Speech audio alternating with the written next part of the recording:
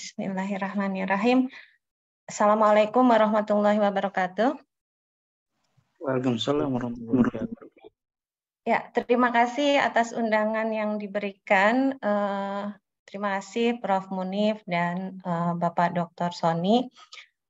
Terima kasih saya ucapkan ya atas undangannya untuk berbagi pada pagi hari ini. Baik, sebelum memulai, izinkan saya memutarkan video sebagai pengantar, sehingga bagi yang belum tahu tentang nanoteknologi dan nanomaterial bisa terbayang seperti apa ya. Oke.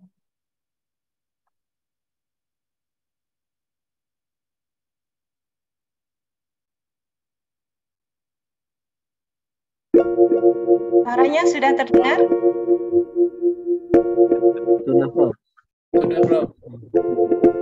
Welcome to the world of nanofibers.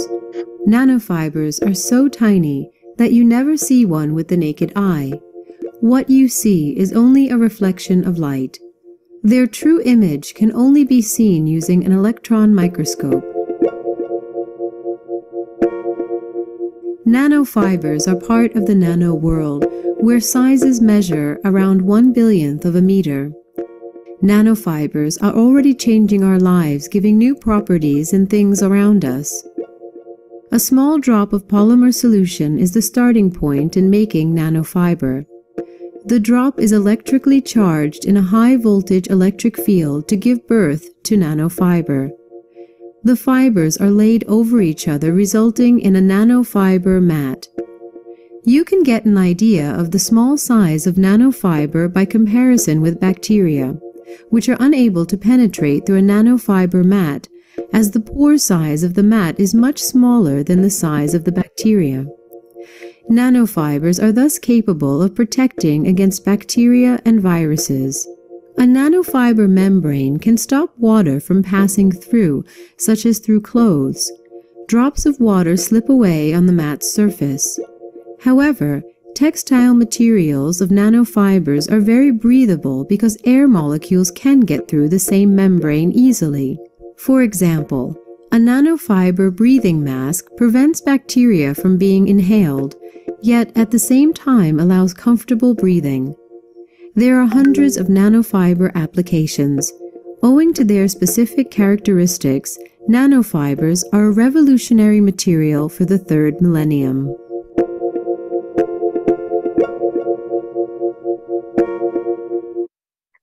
Oke, Bapak Ibu yang dirahmati Allah, nanoteknologi merupakan teknologi untuk mendesain, memfabrikasi, membuat, dan memanipulasi sistem berskala nano. Ketika kita bekerja atau bermain di ranah nanoteknologi, maka kita akan mengenal apa yang disebut dengan nanomaterial. Apa itu nanomaterial?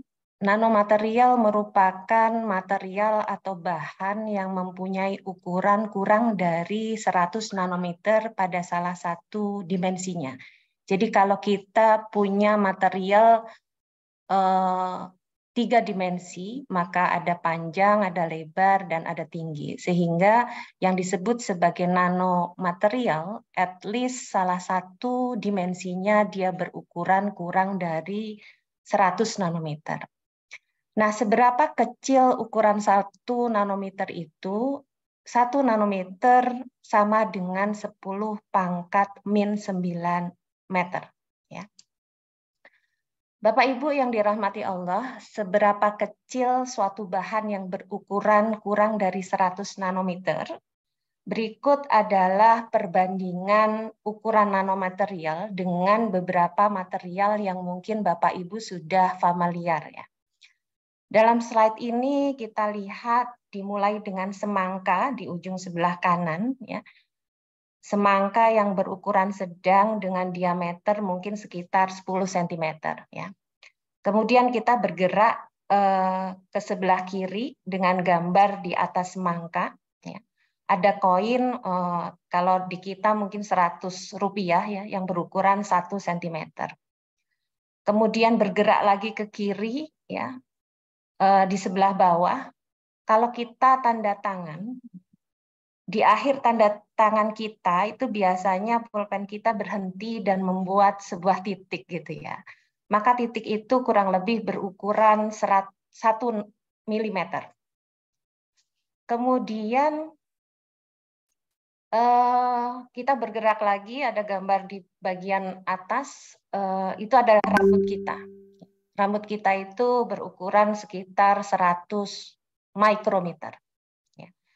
Kemudian bergerak lagi ke kanan, ada gambar red blood cell, ya, sel darah merah kita. Ya. Itu berukuran sekitar 5 mikrometer. Kemudian di telinga kita juga kita tidak asing dengan istilah virus. Ya. Kalau sekarang lagi ngetren virus COVID, ya, yang berterbangan di sekitar kita, itu sekitar 1 mikrometer. Kemudian bergerak lagi ke kiri, ya. Bergerak lagi ke kiri, maka ada kita jumpai ukuran molekul air 0,1 nanometer. Ya. Nah, Bapak Ibu, nanomaterial atau bahan berukuran nano mempunyai ukuran lebih kecil dari virus, ya, dan lebih kecil juga dari sel darah merah kita. Nanopartikel emas berukuran sekitar 10 nanometer, kemudian karbon nanotube berukuran 5 nanometer. Jadi mudah-mudahan Ibu Bapak kebayang seberapa kecilnya material nano. Ya. Nah, virus COVID yang berukuran sekitar 1 mikrometer saja, kita tidak dapat melihatnya dengan mata telanjang kita, maka nanomaterial pun demikian. Kita semua tidak bisa melihat dengan mata biasa, dengan mata telanjang. Kita memerlukan bantuan mikroskop yang spesial, ya, yaitu elektron mikroskop untuk melihatnya.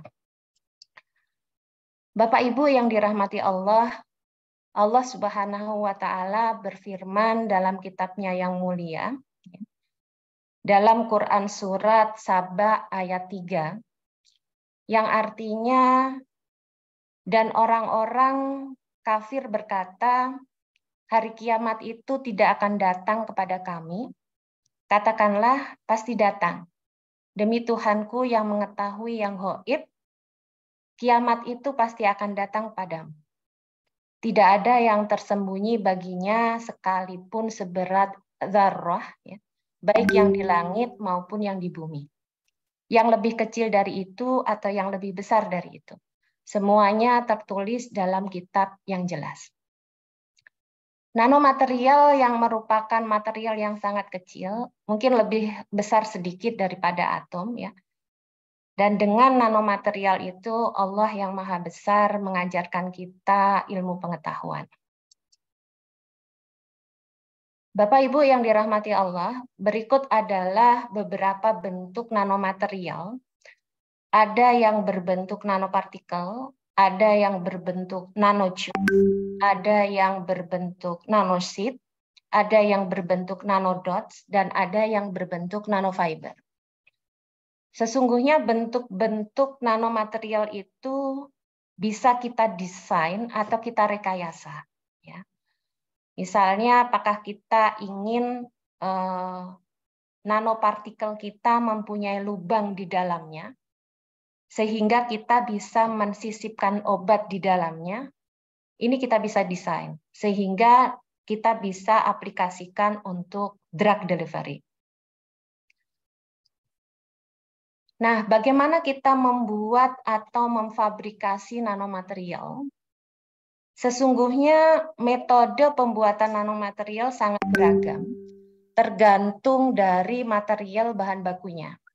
Sebagai contoh di sini, apabila kita ingin membuat nanofiber, jadi fiber yang berukuran nano, maka ada beberapa metode pembuatan nanofiber, yaitu drawing, kemudian template sintesis, kemudian phase separation, ada self assembly, ada electrospinning, dan defibrilasi. Ya.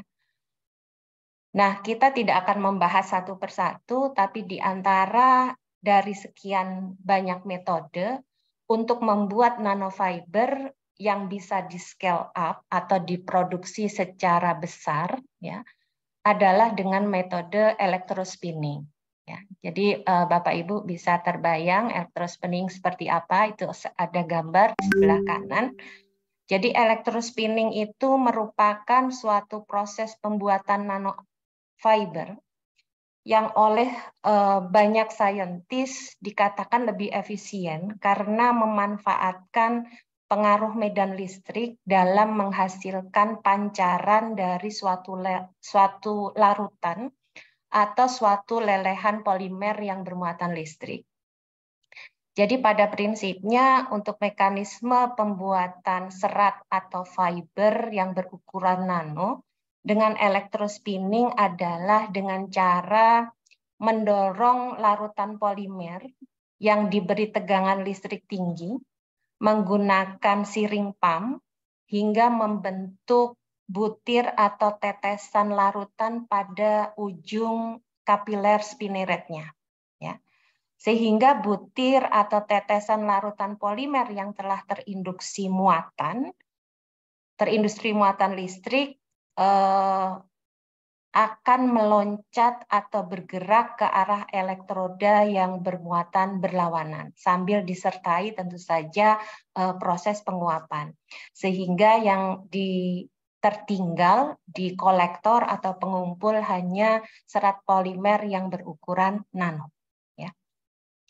Kemudian kalau di kami di Departemen Teknologi Industri Pertanian mengembangkan nanofiber selulosa, ya.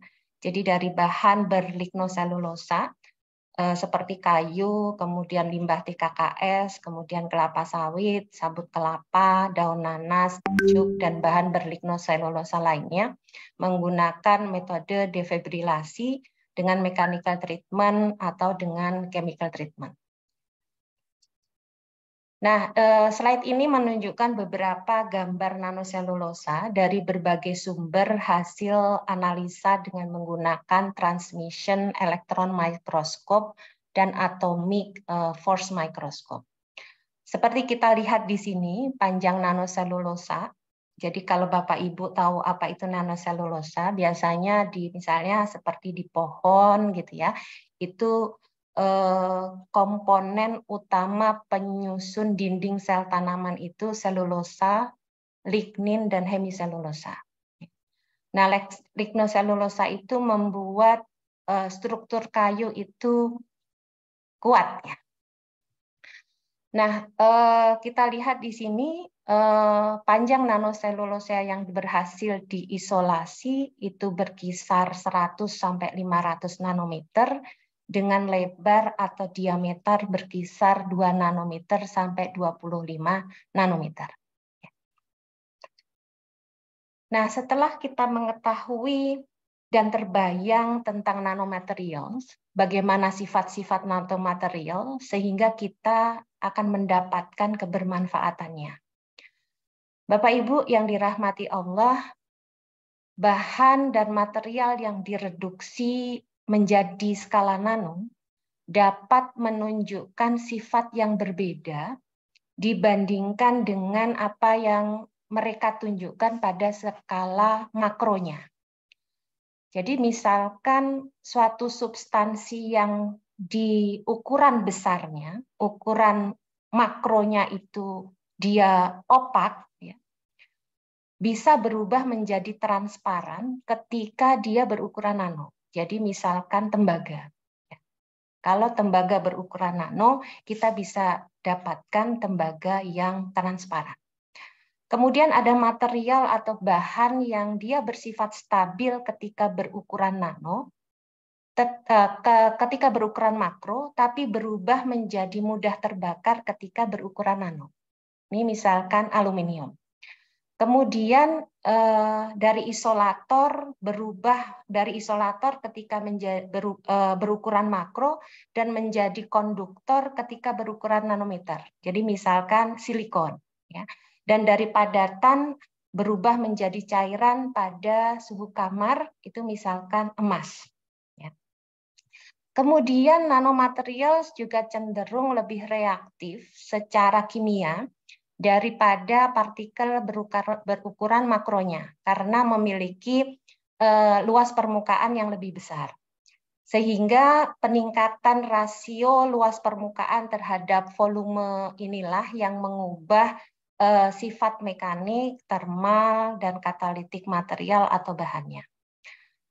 Nah, karena properti dan sifatnya yang demikian, ya, banyak peneliti, saintis bekerja di area nanoteknologi untuk berbagai macam aplikasi.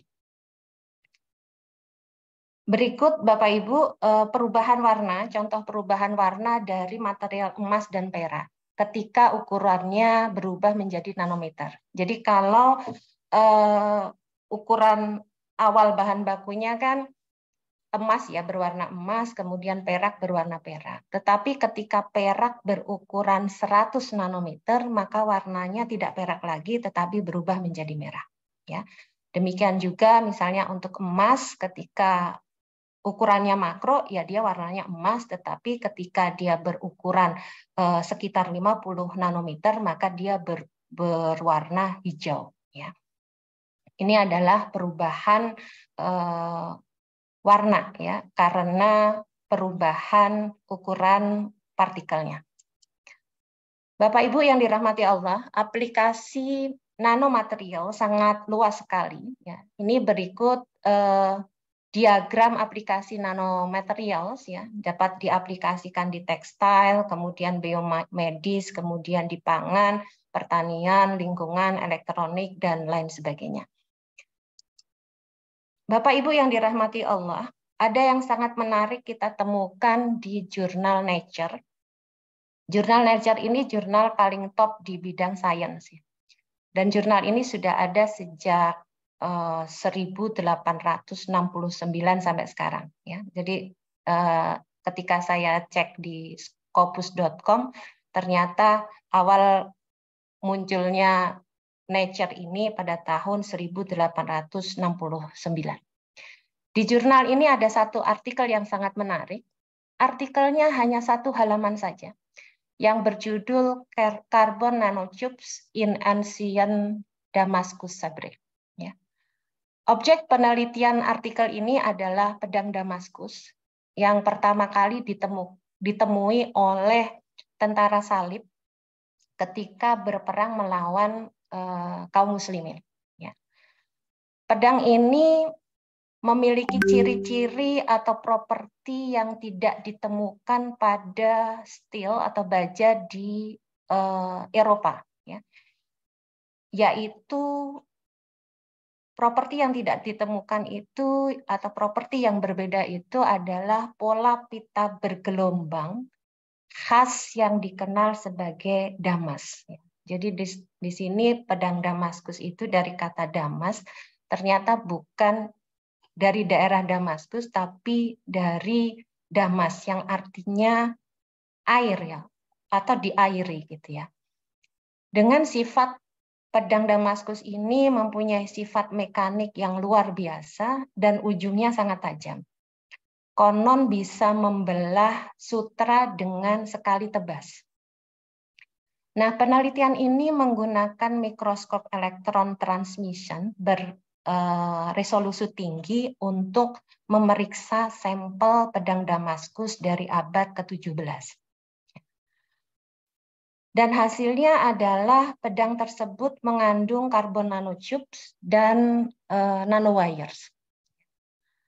Struktur nanonya memperlihatkan pola pita yang indah dan sangat-sangat teratur. Bapak Ibu bisa lihat di sini. Jadi sangat-sangat teratur. Nah, pola nanostruktur yang sangat teratur inilah yang menyebabkan pedang Damaskus ini sangat kuat dan sangat tajam. Nah, tetapi resep atau formula untuk membuat pedang Damaskus ini sampai sekarang belum diketahui. Ya. Artinya apa? Masih hilang gitu ya. Belum ditemukan kembali dan beberapa peneliti juga mencoba membuatnya, tetapi masih belum berhasil seperti pedang Damaskus yang diteliti ini. Jadi ini dari sampelnya dari museum di Bern. Ya. Nah, Bapak Ibu yang dirahmati Allah, dulu ketika kita belajar kimia, struktur padatan atau solid itu kan dapat dikategorikan ke dalam kristalin, jadi tersusunnya secara teratur, kemudian ada amorfus, tersusunnya dengan tidak teratur. Kalau kita belajar material science atau ilmu bahan, jadi peningkatan daerah kristalin atau daerah yang teratur itu akan meningkatkan sifat-sifat atau properti dari bahan atau material tersebut. Misalnya bahan tersebut akan menjadi sangat kuat. Nah, Bapak Ibu yang dirahmati Allah, dari pedang Damaskus ini kita dapat mengambil hikmah yang sangat luar biasa. Ya. Masih ingat mungkin kita akan 10 karakteristik untuk menjadi muslim yang baik. Ya. Jadi untuk menjadi muslim yang baik, muslim yang tangguh, ada 10 karakteristik yang harus kita penuhi. Yang pertama adalah salimul akidah, akidah yang bersih. Kemudian sohihul ibadah, ibadah yang benar.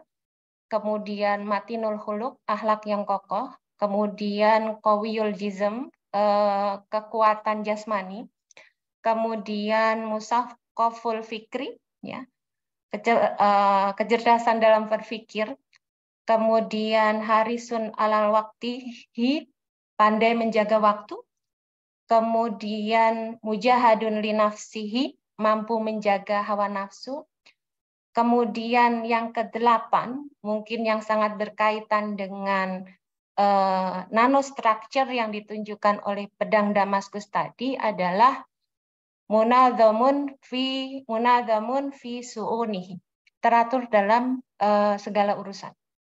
Kemudian yang ke-9 adalah qadirun alal kasbi, mandiri secara finansial, dan yang ke-6 adalah nafiun li ghairihi, bermanfaat bagi orang lain. Keteraturan seperti struktur nano dalam pedang Damaskus di setiap urusan kita, termasuk kepribadian seorang muslim yang ditekankan oleh Al-Quran maupun As-Sunnah. Oleh karena itu, dalam hukum Islam, baik yang terkait dengan masalah ubudiyah maupun muamalah, harus diselesaikan, dilaksanakan dengan baik, ya, dengan teratur.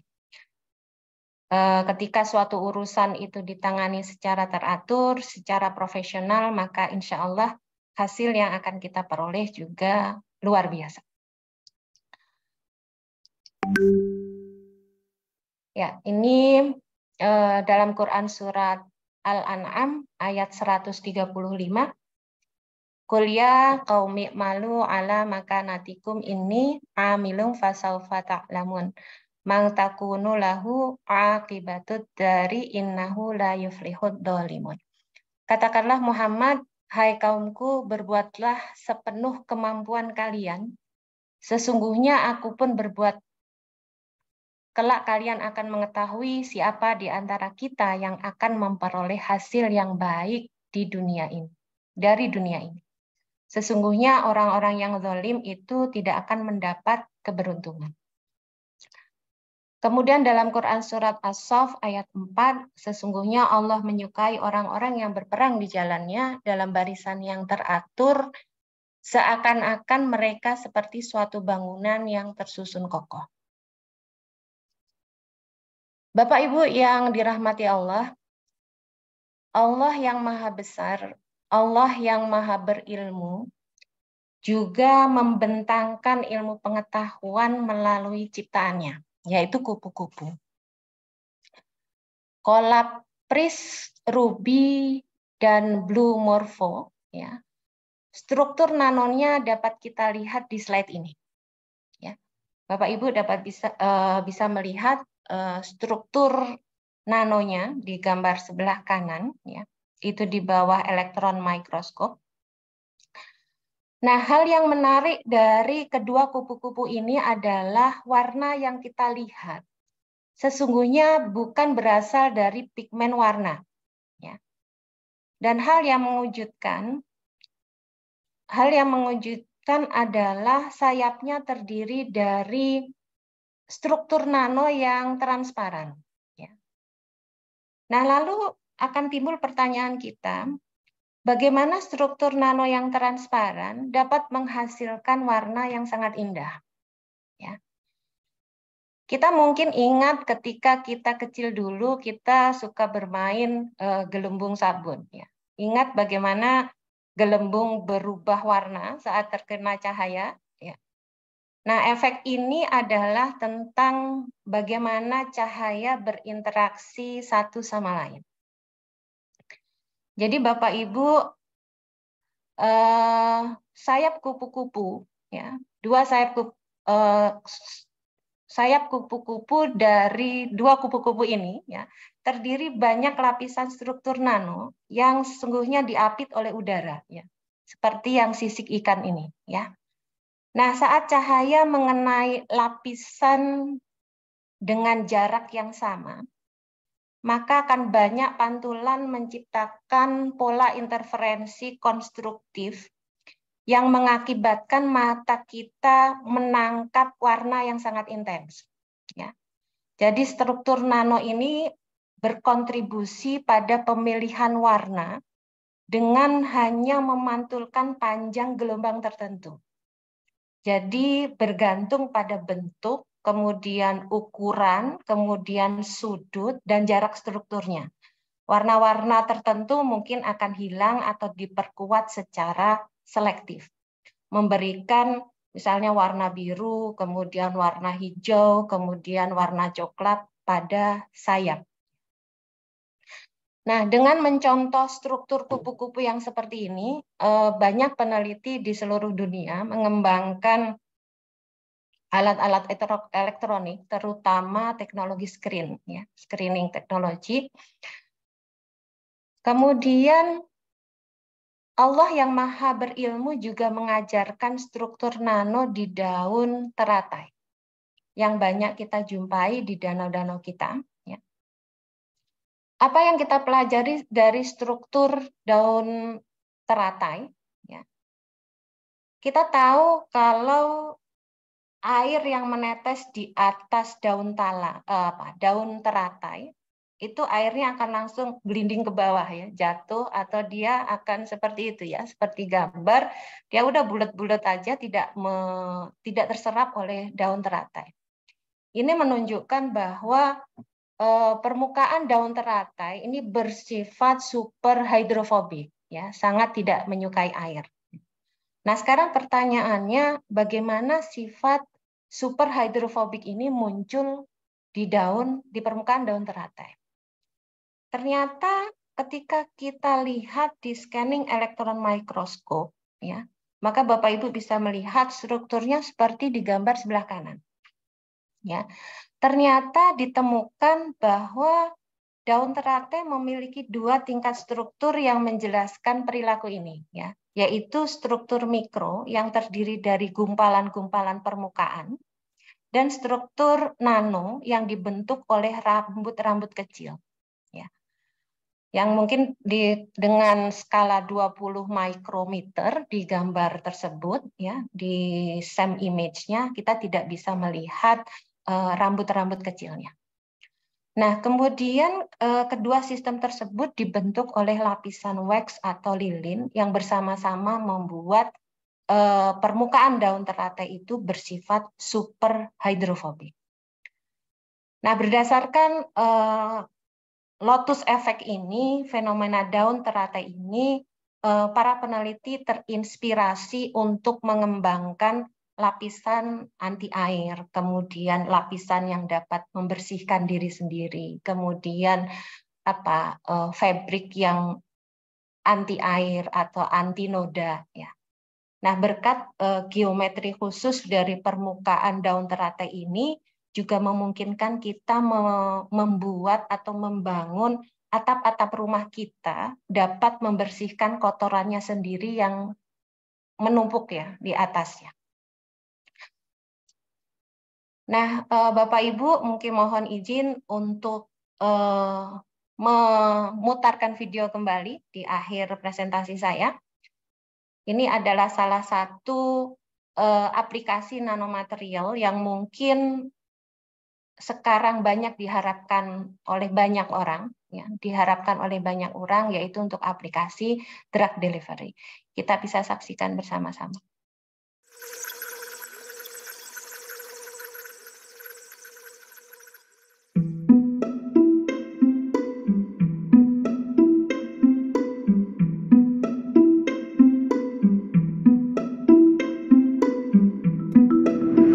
Cancer cells isolated from human tumours can be used to help the development of novel cancer therapies. For most drugs to be therapeutically active, they must go inside the cell. Nanoparticles carrying drug payloads can be used to facilitate the drug delivery. Nanoparticles can be targeted to receptors that are overexpressed on the surface of cancer cells. They then enter the cells via a process called endocytosis. Antibody fragments engineered on the nanoparticle bind to the receptors, initiating the internalization process.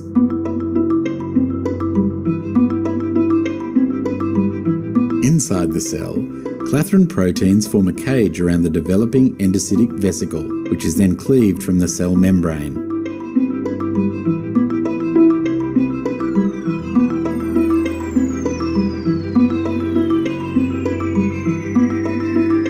The newly formed vesicle carrying the nanoparticle travels further inside the cell, where it is captured and fuses with an early endosome.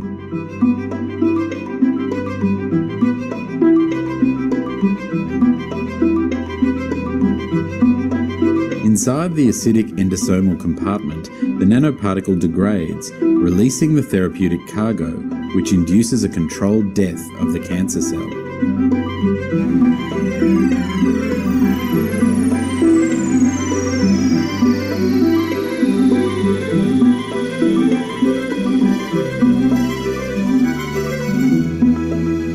Nanoparticle-based drug delivery provides a novel and targeted approach for the future of cancer therapy.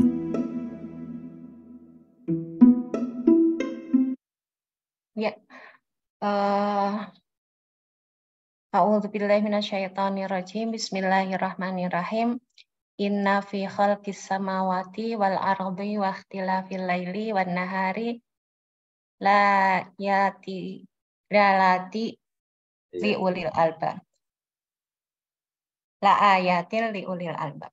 Sesungguhnya dalam penciptaan langit dan bumi dan silih bergantinya malam dan siang terdapat tanda-tanda bagi orang yang berakal. Segala fenomena alam yang dihamparkan oleh Allah Subhanahu wa Ta'ala mengandung hikmah tersirat bagi orang-orang yang membaca dan memikirkannya. Allah berfirman ya dalam kitab Quran surat Ali Imran ini ya, dan inilah tugas kita untuk menguak rahasia alam yang telah disediakan oleh Allah Subhanahu wa Ta'ala untuk digali hikmahnya sehingga kita dapat memberikan kebermanfaatan bagi masyarakat luas. Terima kasih. Assalamualaikum warahmatullahi wabarakatuh. Waalaikumsalam warahmatullahi wabarakatuh. Luar biasa. Terima kasih Bu Profesor Dr. Farah Fahma atas materi yang mengingatkan kepada kita kaitannya dengan maha luas ilmu Allah. Ternyata sampai level nano, mikro, begitu ya. Banyak hikmah yang bisa kita dapatkan.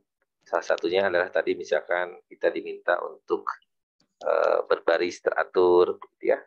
Kita juga diminta untuk teliti, kita juga diminta untuk terus mentadaburi ayat-ayat kauniyah yang ternyata kita belum ada apa-apanya. Dengan nano ini, Bu Prof. Farah Fahma terus akan meneliti sampai mendalam ya, dan sangat mikro dan banyak penelitian yang sudah dilakukan oleh beliau. Baik, Bapak Ibu, sekarang saatnya sesi diskusi, tanya jawab. Kami persilahkan kepada teman-teman yang hadir, baik Bapak Ibu dosen maupun yang lain, silakan. Pak Afgan mau ini, silakan Pak Afgan. Nah, ya. Ini mereka dari Kalimantan Barat nih, Bu Farah. Oh, jauh ya. Silakan. Pak Afgan. Tapi masih NKRI, Prof. Oh iya, silakan. Assalamualaikum warahmatullahi wabarakatuh. Terima kasih, Prof. Sony. Prof. Farah. Sangat menarik paparannya, Prof.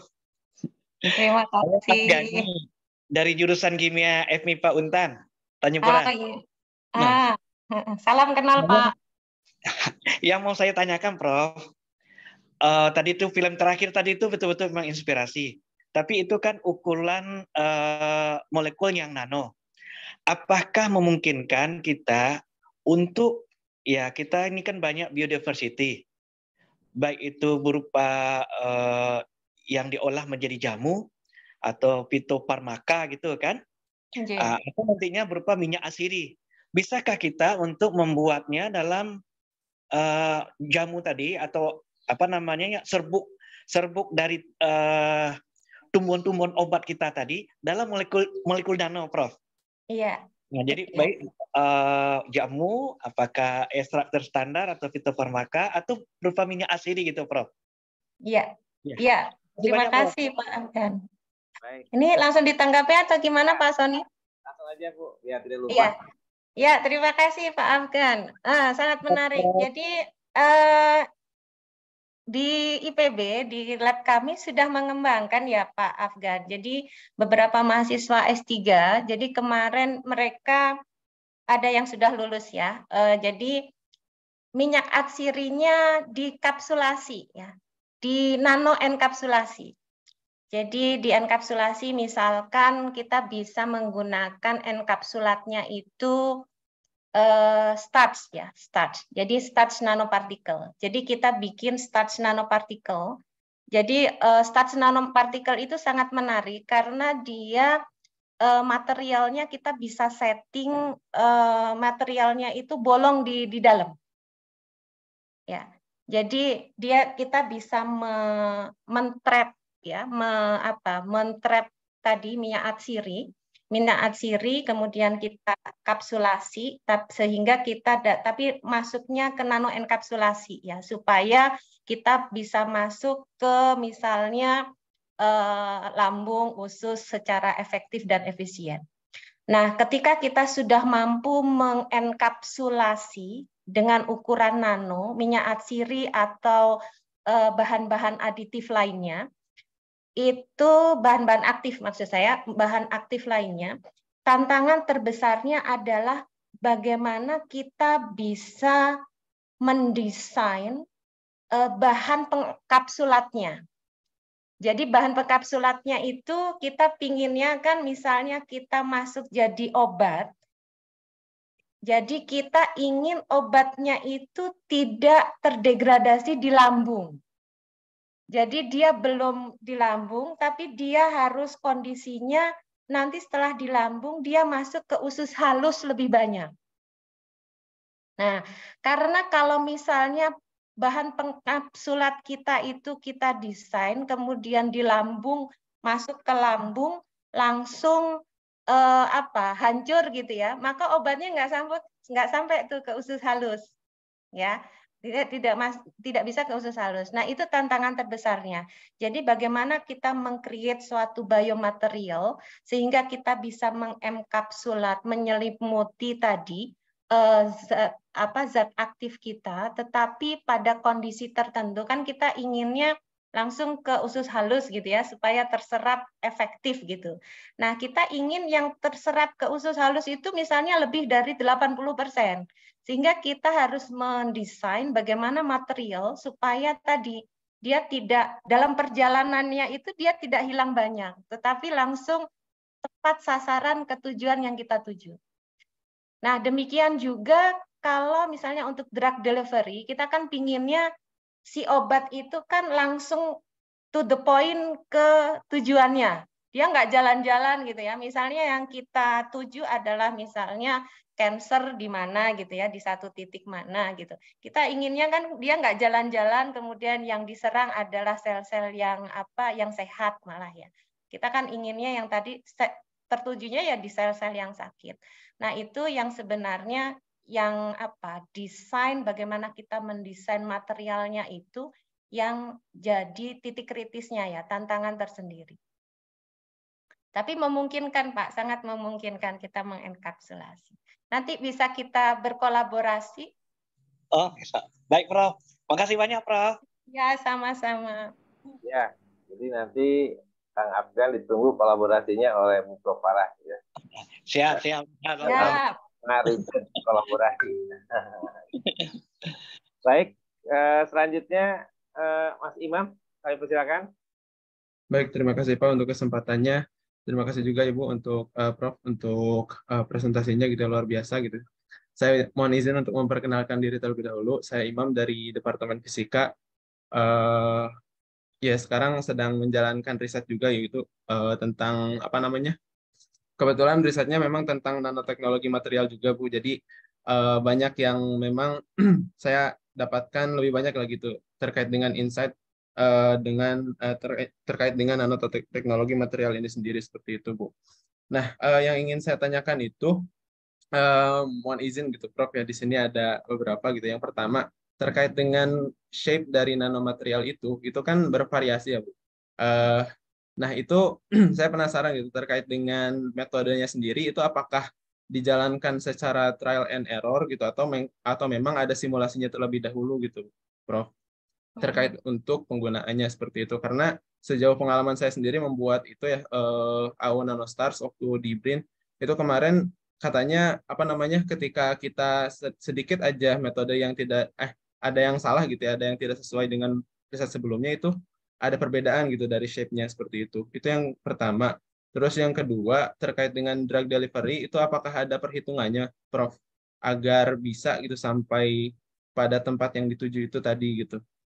Dan yang ketiga terkait dengan ini Prof, karena saya juga tertarik gitu ya untuk kedepannya memang melakukan riset tentang biomaterial ini gitu ya, tentang biomaterial, dan karena background Prof juga dari biomaterial di Todai gitu ya, mungkin Prof bisa memberi gambaran gitu terkait dengan riset fokusnya di biomaterial Todai seperti itu Prof. Mungkin itu saja, terima kasih. Baik, terima kasih Mas Imam. Lanjut langsung aja Prof. Oke, yang pertama apa ya? Saya jadi lupa, belum dicatat. Terkait dengan ini Prof, metode sintesis nanopartikel yaitu. Oke, iya. Ya, terima kasih. Sebenarnya tujuan pentingnya kita mempublikasikan hasil riset kita ya. Jadi kenapa kita misalnya mahasiswa S3, S2 itu di enforce gitu ya, di encourage untuk publikasi itu sebenarnya supaya orang tidak mengulang penelitian yang sudah dikerjakan ya. Karena memang untuk membuat bahan-bahan berukuran nano itu kan metode pembuatannya itu bergantung dari sumber bahan bakunya ya, sumber bahan bakunya. Nah, ketika kita membaca publikasi kan harapannya kita tidak mengulang pekerjaan yang sama ya, kita tidak mengulang pekerjaan yang sama. Jadi untuk material yang dia sudah publikasinya sudah banyak, jadi misalnya kayak perak nanopartikel, kemudian emas nanopartikel, kemudian tembaga nanopartikel itu kan sudah banyak ya, banyak sekali. Nah itu mungkin bisa dibikin database ya, dibikin database. Jadi misalkan kalau kita dibikin database, kemudian dibikin simulasinya. Ya. Tapi kalau untuk simulasinya sendiri, sepertinya belum ada ya, sepertinya belum ada. Tetapi itu sebenarnya bidang kajian yang sangat menarik. Jadi kalau risetnya sudah established, sudah banyak sekali, itu sebenarnya sebagai sumber data untuk kita mensimulasi.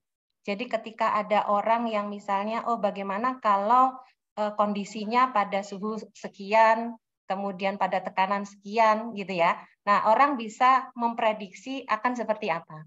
Tetapi untuk material-material yang tidak banyak dilaporkan oleh orang, maka tentu saja bagaimanapun juga mau tidak mau pasti akan trial error untuk